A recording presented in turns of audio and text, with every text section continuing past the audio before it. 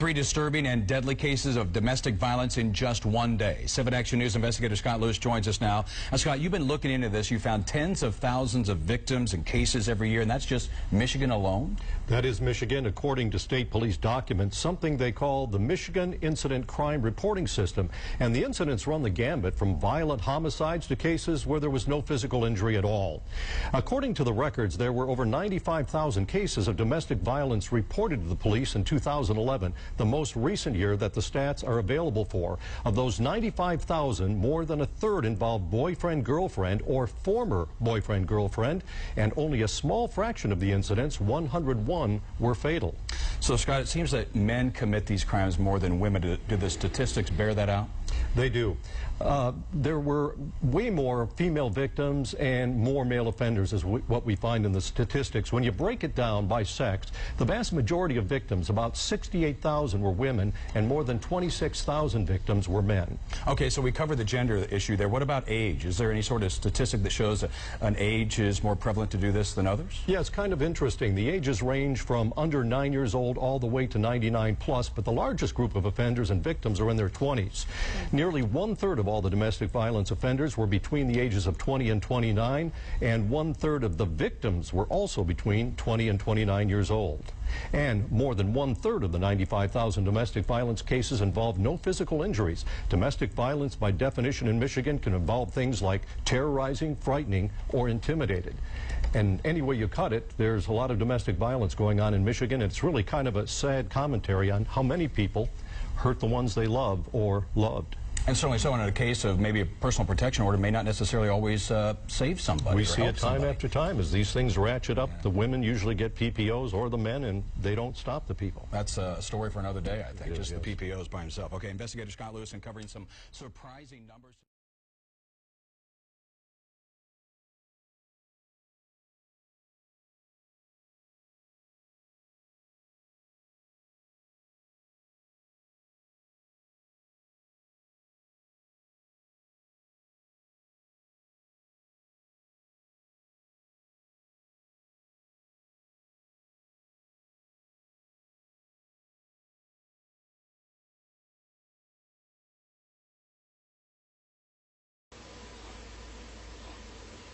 So basically, you weren't listening to what I said to you? No, I was listening to what you said to me. I was listening to everything you said to me. But I'm sorry, I forgot. I had so much work to do, and I had this deadline coming up, and I had this deadline coming up. So you're gonna use that deadline. You lie on me again, yeah? I can't remember everything, and the house is full. I can't remember. So does the rest of the world. What is your point?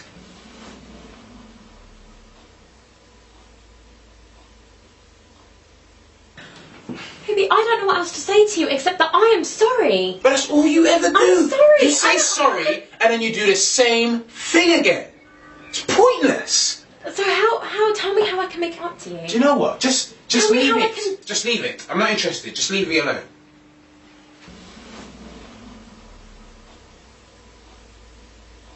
How can I make this up? What can I do? To be honest with you, I couldn't care less about anything you have to say to me right now. So just leave me alone.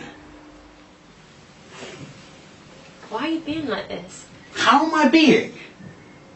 You're just getting so angry. Maybe because you're useless and all you do is piss me off. It's always the same with you. Just get out my face.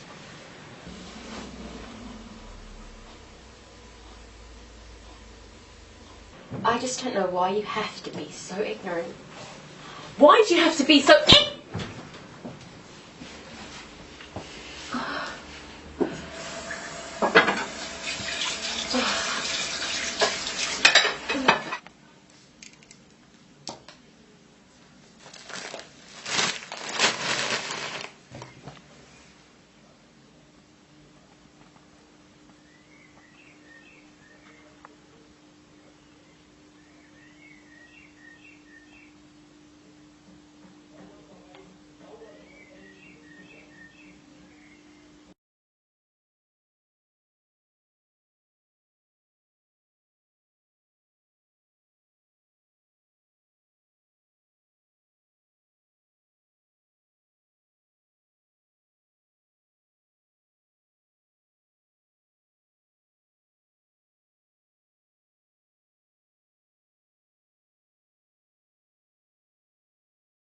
he had choked me to the point of almost death after brutally beating me like a punching bag and turning the room into a boxing ring, basically.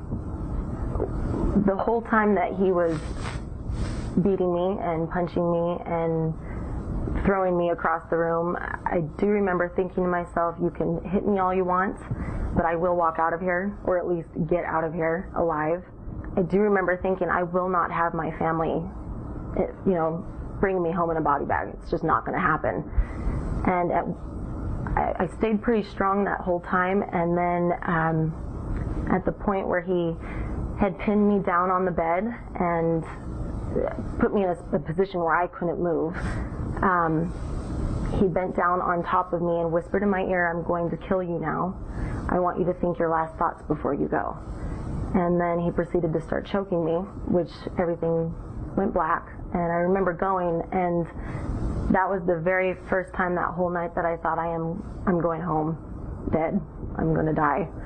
And I remember the last little bit of control that I could have at that moment was, I'm not going to look at you while I die. And so all I could do while he was choking me was just, turn my head to the side a little bit and go. And I did. I let go. And